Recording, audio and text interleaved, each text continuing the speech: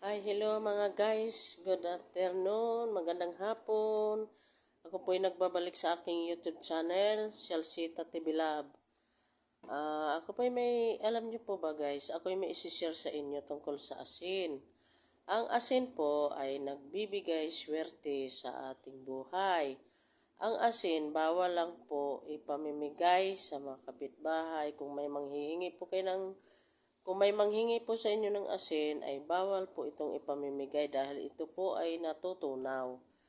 Parang ang ganit ng grasyang napasok sa inyo. Kaya pag may manghingi sa inyo ng asin, bibigyan nyo na lang po ng pambiling asin, 5 piso, madami na yon. Wag na wag nyo pong ipamimigay ang asin dahil ito po ay mamalasin ang nagbigay ng asin pati yung binibigyan ng asin. Hindi maganda po yon. Tsaka hindi rin magandang magsabog ng asin sa loob ng inyong pamamahay. Mayroon akong nalalaman na may sakit po ang ama, hindi ko na po babanggitin dito. Ang ama po niya ay may sakit, ipinapagamot sa albularyo. Ang sabi ng albularyo, para daw gumaling, para daw maalis ang mga masamang elemento sa loob ng kanilang bahay, babatuin daw ng asin mula banyo hanggang kusina, hanggang sa sala, hanggang teres. Ay ano pong nangyari? Hindi maganda po ang nangyari sa kanila, lalo silang na nagigipit.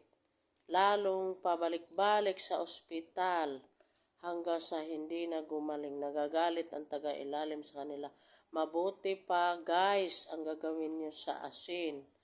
Kayo po ay kumuha para maalis ang mga masasamang elemento sa loob ng inyong pamamahay, ay magawa kayo ng asin.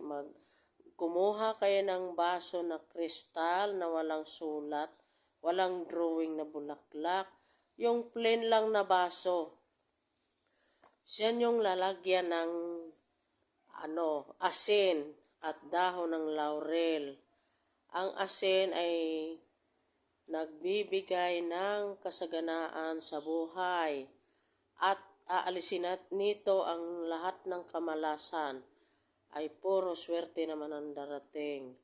Kayo po ay magtakal ng 5 kutsara o 3 kutsara, ilalagay nyo sa baso na kristal.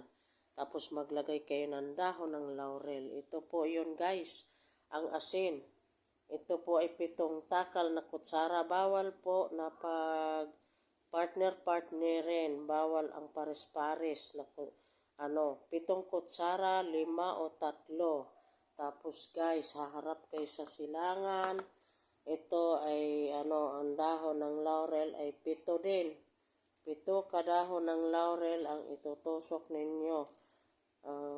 Igagayan ninyo ang 7 kadahon ng laurel. Ganyan, itusok ninyo. Yan. Bawal po matapon ang asin sa sahig at bawal walisin ang asin sa sahig. Kailangan pag natapon ay pupunasan ng basang-basahan at bawal na bawal walisin. Itong dahong laurel na ito ay susulatan nyo ng pangalan nyo, apelido. Halimbawa, Shalsita de Guzman. Tapos dito hihiling kayo sa asin na ito, hihiling kayo sa dahon ng laurel na ito. Haharap kayo sa silangan.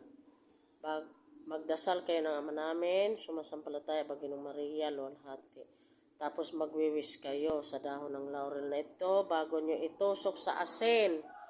Tapos sabihin nyo sa asin, lahat ng mga pangarap ko ay matutupad sa pamamagitan ng pampaserteng asin at dahon ng laurel na ito.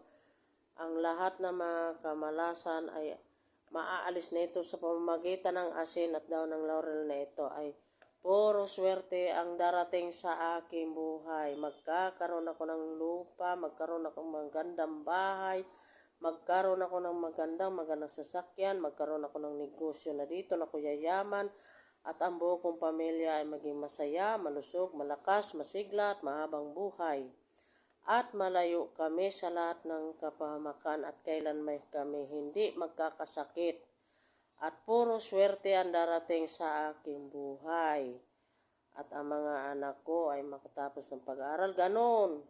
Kung may pangarap kayo, bahala na kayong humiling ng inyong mga pangarap. Walang kasamang sana.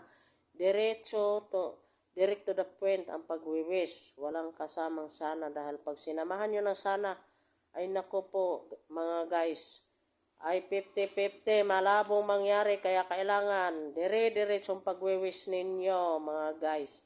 Ay yun lamang po mga guys ang aking may share sa inyo. Maraming salamat po. Naway magustuhan ninyo ang aking sinishare sa YouTube channel, Shalsita TV Love. Paki-like and share lang po kung nagustuhan nyo po. Kung hindi nyo naman po magustuhan, ay skip nyo na lang po ang video ito. Maraming salamat po. God bless.